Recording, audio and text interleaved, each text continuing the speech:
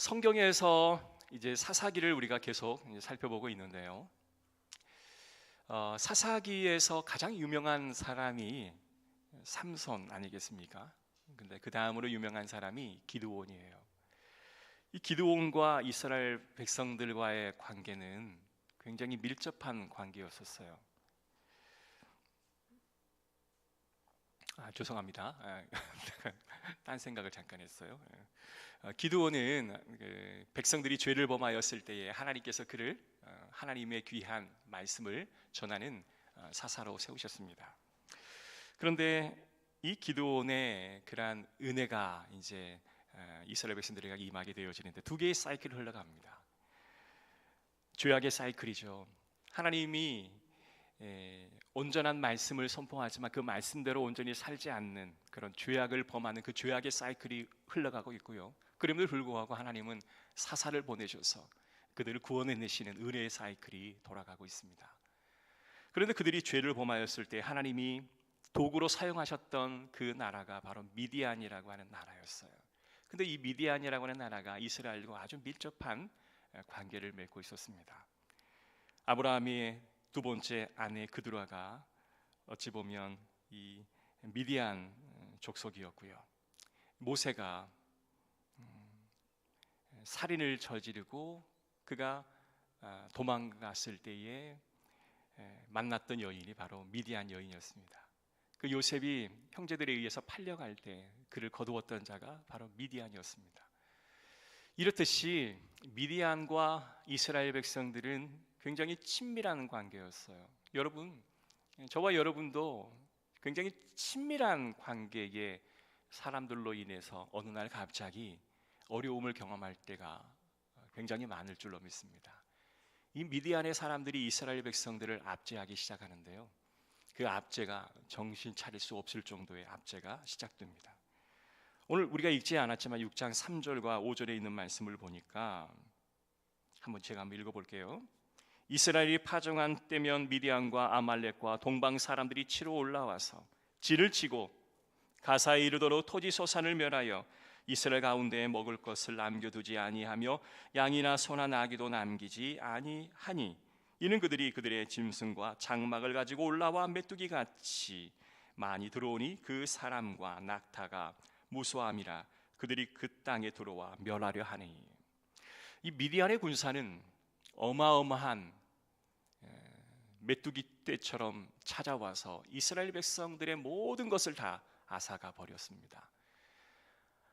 한 해 동안 열심히 농사를 지어 놓으면 미디안의 사람들은 13만 5천 명이라고 하는 엄청난 군대를 이끌고 와서 그리고 낙타를 타고 또한 그들 가운데 침입해 와서 모든 것을 다 약탈해 가는 거예요. 그리고 그 낙타들은 남아있는 그 새싹에 그 순까지 다 싹싹 긁어 먹어버렸고 또 모든 양들 또한 가축들을 다 가져가 버렸기 때문에 이스라엘 백성들은 견딜 수가 없었습니다. 여러분, 가장 가까웠던 사람이 어느 날 갑자기 싹 돌변하여 우리에게 굉장한 많은 어려움을 줄 때에 보통 한두 번의 어려움은 우리가 너끈히 이길 수 있잖아요.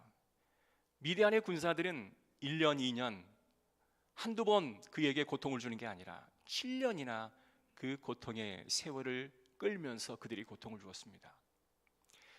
아주 전방위적인 어려움을 주었기 때문에 7년 이 짧은 기간이긴 하였지만 이스라엘 백성들은 극심한 고통 가운데 들어갈 수밖에 없었습니다. 그들은 미디안의 군사가 온다라는 소식을 듣게 되면 저 산을 올라가 웅덩이와 굴과 산성을 직접 자기 자신의 몸이 가족이 피할 그 공간들을 마련해고 그곳에서 잠시 숨었다가 미디안의 군사가 다 물러나고 가면 다시 곳간으로 집으로 돌아와 보면 아무것도 남지 않고 그냥 텅 비어버린 그런 집, 텅 비어버린 곳간, 먹으려고 숨겨놓았던 그 작은 것까지 싹싹 긁어가 버리고 모종까지 싹싹 낙타들이 다 먹어버렸기에 그 절망감과 고통은 이루 말할 수 없겠죠.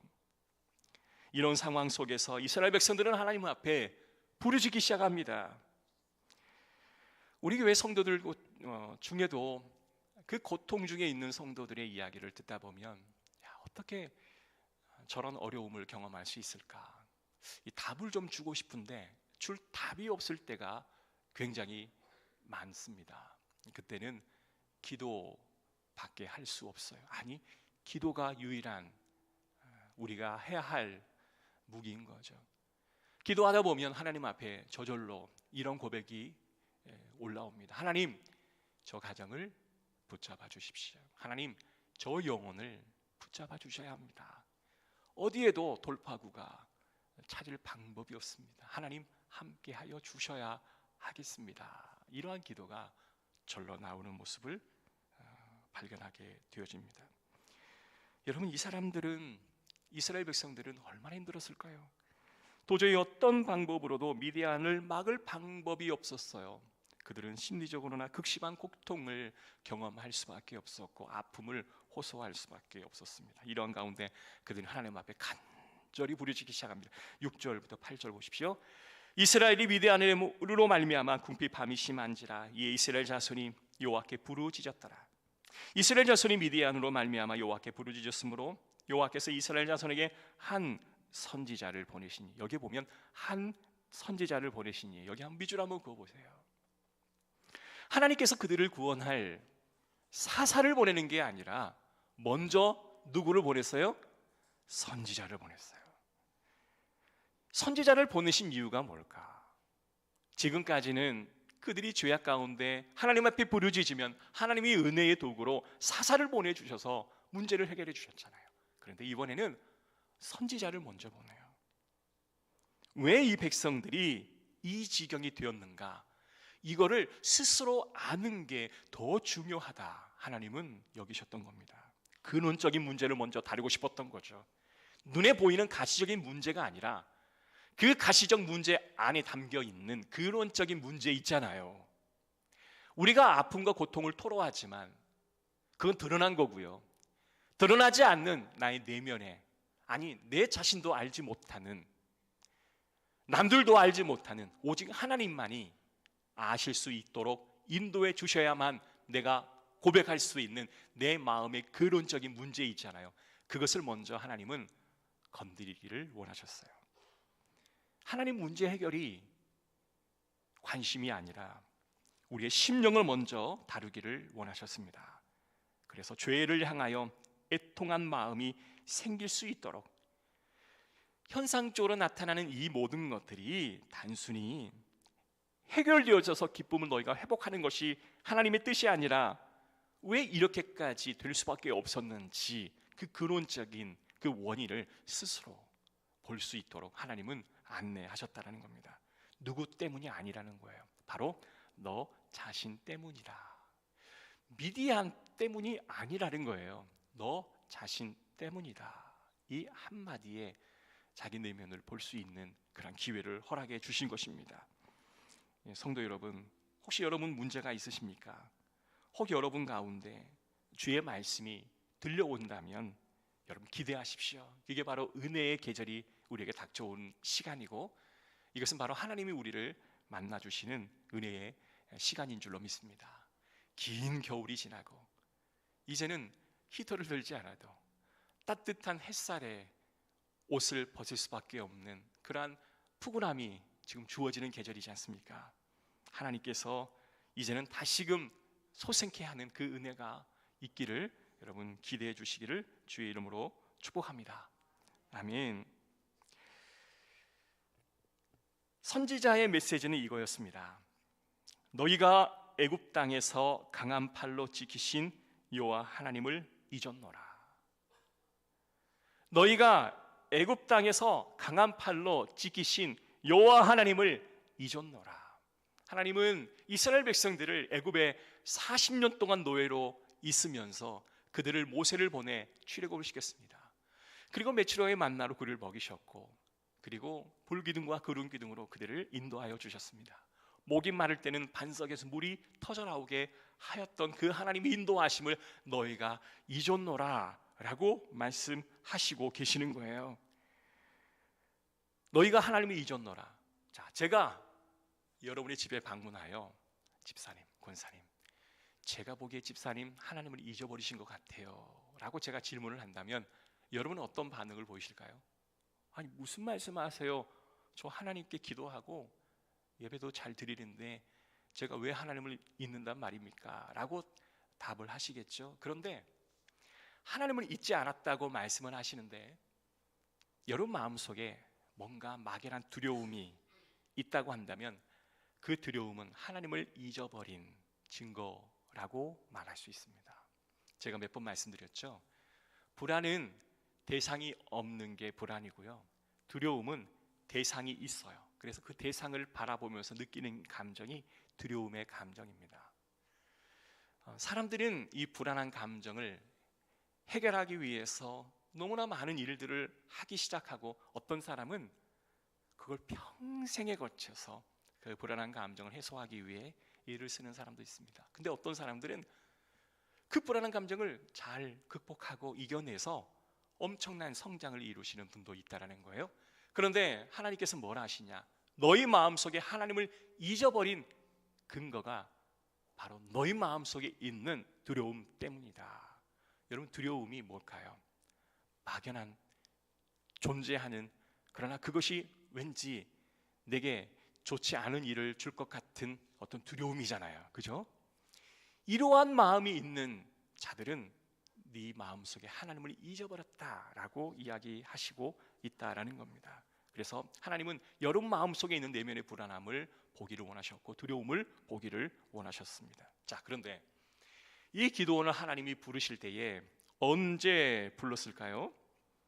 자, 기드온이 추수 때가 되어서 밀을 타작해야 될 때가 있었습니다. 그런데 사람들이 다 보는 앞에서 밀을 타작하게 되면 뺏길 것 같지 않겠습니까? 그래서 좁은 포도즙 틀, 그러니까 여러분 집에 보면 조그마한 욕조 있죠. 욕조 작은 그 공간 안에서 성인 남자가 쪼그려 앉아가지고 밀을 하나씩 하나씩 이렇게 나닷을 까고 있다라고 한번 생각해 보시죠.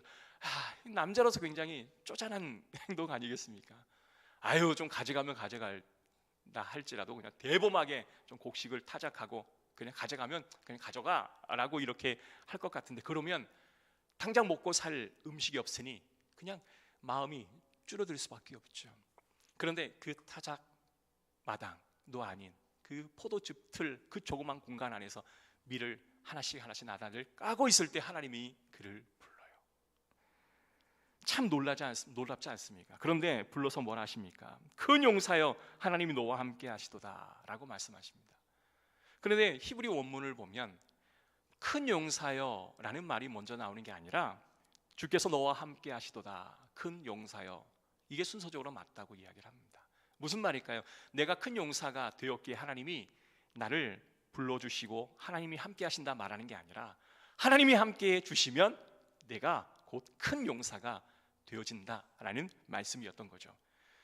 마음이 줄어들 대로 줄어든 이 기드온, 그 조그만한 공간 안에 남자로서 해야 할 일들을 하지 못한 그때에 하나님이 그에게 야, 하나님이 너와 함께 하시다다, 큰 용사여 라고 이야기해 주십니다.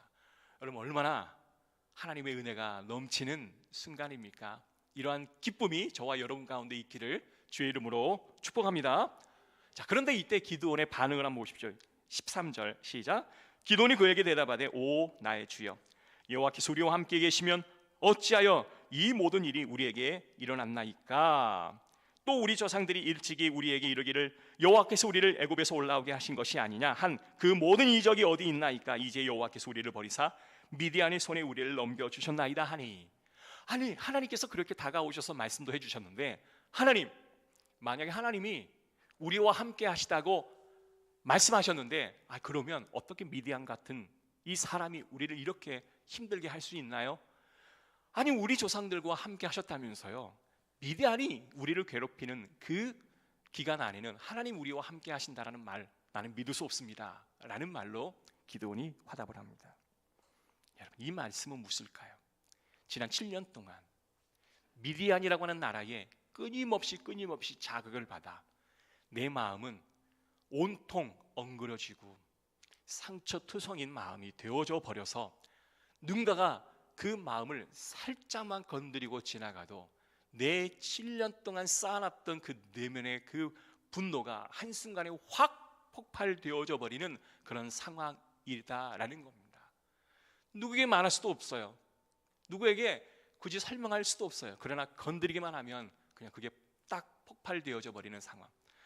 만약에 하나님이 우리와 함께 하셨다면 어떻게 저 미디안 군사가 이렇게 우리에게 폭정을 행할 수가 있습니까? 이건 말이 안 되는 겁니다. 하나님, 이건 말이 안 되는 거예요 라고 소리를 지르고 있는 기드온의 모습을 보게 되어지는 겁니다.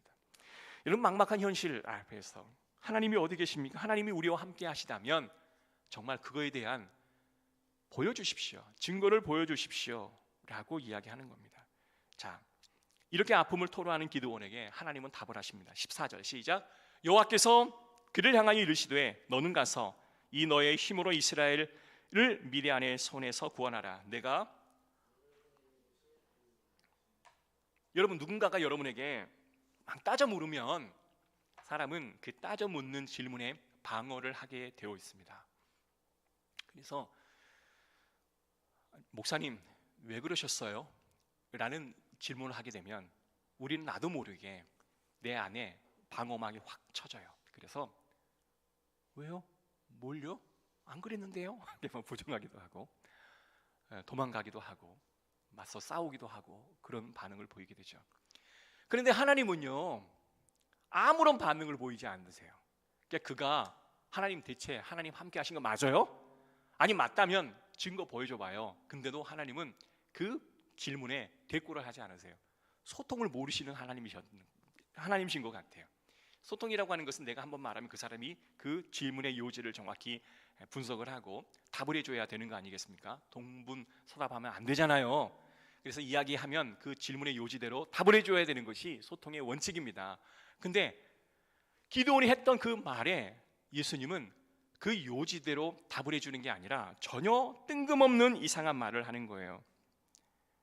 기드온은 하나님 우리와 함께 하십니까? 라는 질문에 아무런 자신을 변호하기도 또한 설득하는 말도 하지 않으시고 뭐라 하냐면 내가 가라는 곳으로 너는 가라.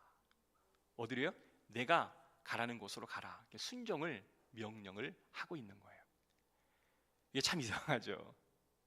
아니 그가 이야기했던 것에 대한 일일이 해명을 하고 이건 이렇습니다, 이건 아니었고요, 이건 맞습니다, 이건 오해이고요, 이것은 당신의 말이 맞습니다, 이렇게 일일이 대꾸해 주지 않으셨어요.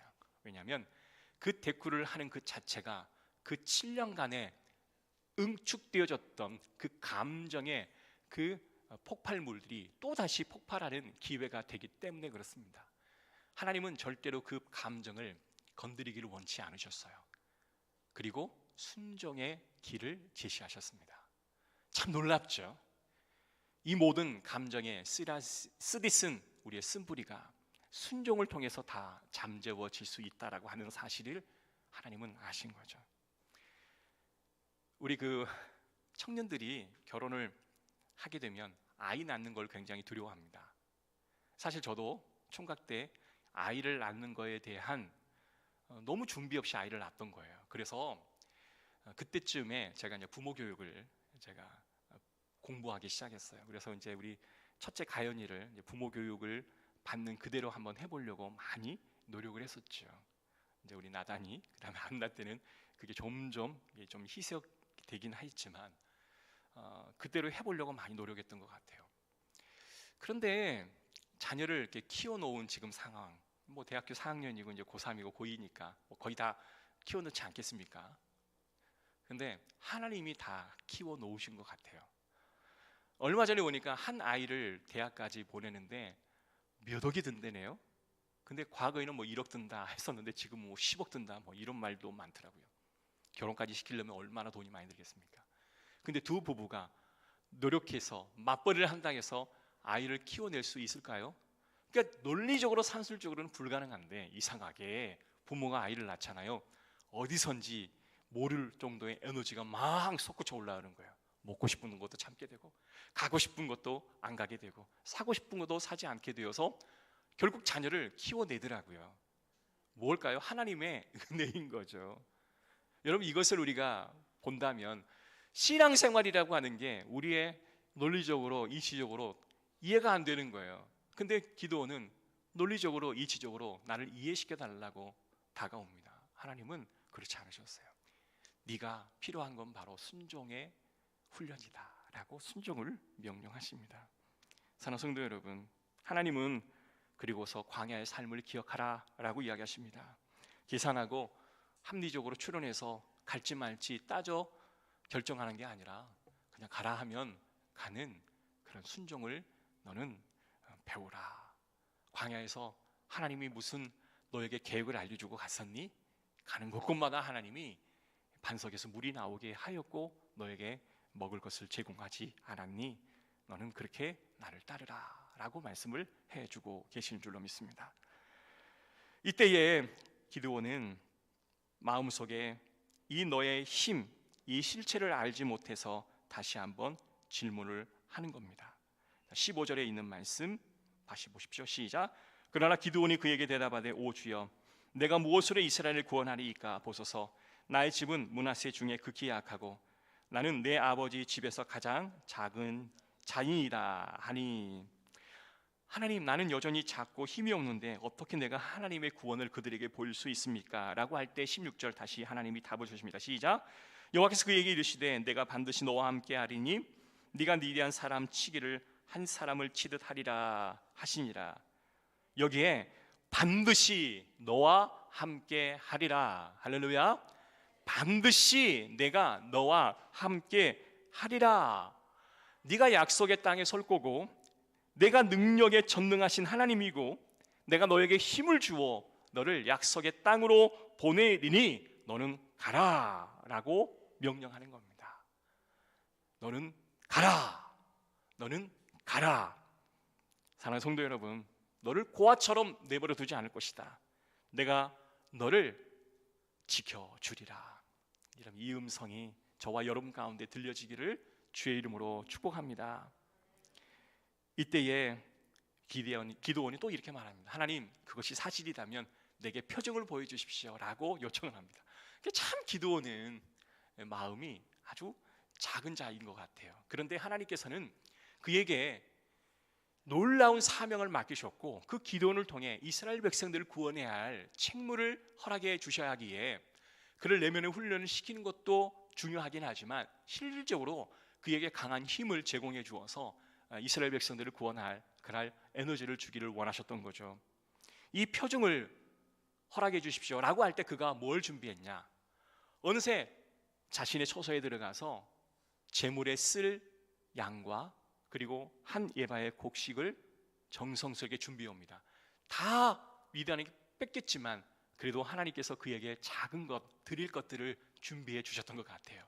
남아있는 것 하나 없는데 그 중에서 하나님께 드릴 것을 준비해 주셨고 남겨주신 것 같아요. 그걸 딱 제단 위에 올려놨는데 갑자기 제단에서 불이 확 올라와서 그 제단의 모든 제물을 딱 태워서 하나님이 받으셨습니다.